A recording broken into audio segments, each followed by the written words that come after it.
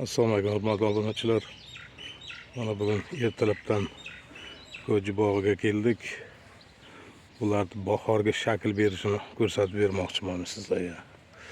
Mana qarangizlar, mana shu yerda bir nechta daraxt olib qoluvdik, shu yerda video qilamiz. Mana shakl berilmagani mana shunaqa holatda bo'lib turadi. Buni hech qachon mana shu holatda qoldirmaslik kerak, chunki bu holatda qoldiradigan bilan sizga bo'yin ham egmaydi, sizga bo'ysunmay qo'yadi qisqasi. Pattazor bo'lib qoladi. O'sha uchun bir akkuratnigina qilib shakl beriladi. O'shanda yaxshi bo'ladi. Mana shakl berilgani mana bunday bo'ladi. Mana yerdan bir 70-80 santimetrgacha tagida bachkilarni olib tashladik. Chunki erta bu hosil berganda ham katta bo'ladi. Bir yaxshi ajoyib hosil bo'ladi. Buni bog'bonlar yaxshi tushunadi. Agar chini bilan qo'yilgan daraxtni tanasi ko'p bo'lsa hosil aytganday bo'lmaydi. Mayda bo'lib qoladi. Har qanday kasallik tegishi mumkin. O'sha uchun shakl обязательно berilishi kerak. Agar shakl berilmaydigan bo'lsa, u hamma tanasini hamma tomondan chiqib ketadi.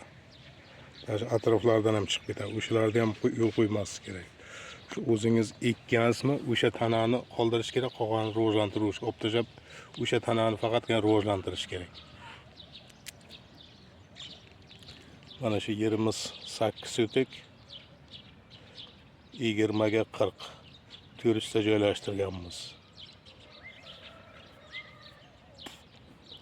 Bu ko'chat do'kon ko'chatlarimiz hosilga keladigan bo'lsa, hozir o'zi mo'jalab, ayrimlari gullab kelyapti.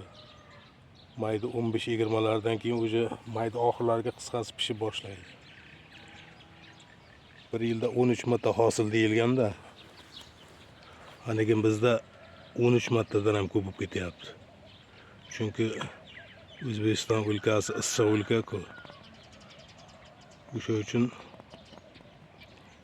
15-13 dan ancha ko'p bo'ladi hosilimiz. Oxirgi hosillarimiz teralmay ham qoldi o'tgan yil ham.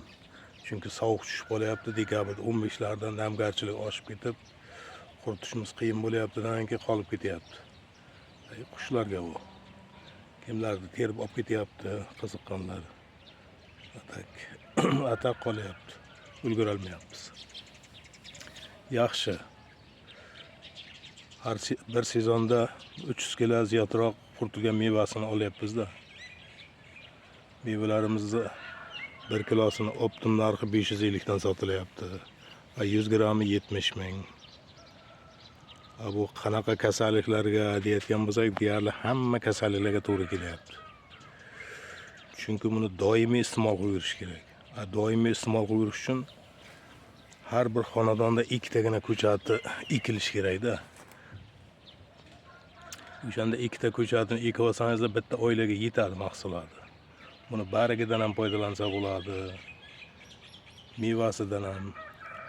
Faqat me'yordan oshib ketmagan holda. Endi me'yori deganda qanday?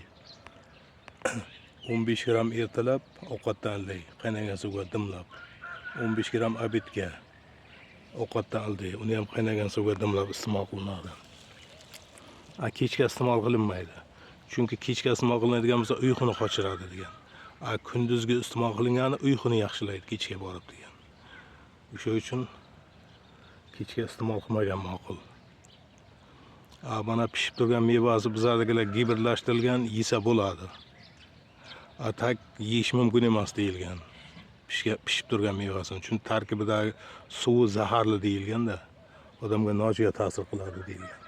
Mana yosh bolalarga ayniqsa bizlardagi gibridlashtirilgan yesa bo'ladi. Uni ham faqat me'yori bilan 10 donadan ko'p iste'mol qilmaslik kerak.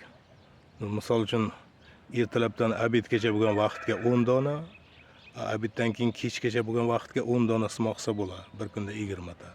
Undan oshirmaslik kerak. O'tgan yil men oshirib yeb ko'rdim, riski bilindi-da, mazam bo'lmay, mazani qochirib, ko'ngil aynib, qayt-qayg'alarim kelib, o'sha uchun me'yordan oshirmaslik kerak.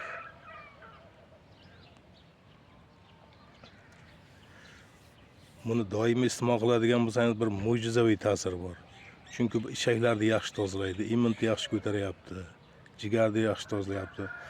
Ana shu doimiy iste'mol qilib yurgan insonlarda semirib ketish bo'lmaydi. Vis ham tashlattiradi-da. Chunki tanadagi keraksiz yog'larni eritib, keraksiz suyuqliklar chiqaradi deganda. Odamda semirib ketish bo'lmaydi. Keyin ozdiruvchi, yoshartiruvchi xususiyati bor degan. Yoshartiruvchiga keladigan bo'lsak, mana qon aylanishini yaxshilaydi degan, qonni suyultirib. Mana mayda kapillar qon tomirchalarida ham qon yurgandan keyin odamga ajin tushmaydi-da. Doim odam qip-qizil bo'lib turadi, xo'rozdek bo'lib. O'sha uchun odamni yoshartiruvchi xususiyatlari bor. Keyin mana umrni uzaytiruvchi xususiyati bor degan. Umrni uzaytiruvchi xususiyatiga keladigan bo'lsak, u qanday uzaytirishi mumkin?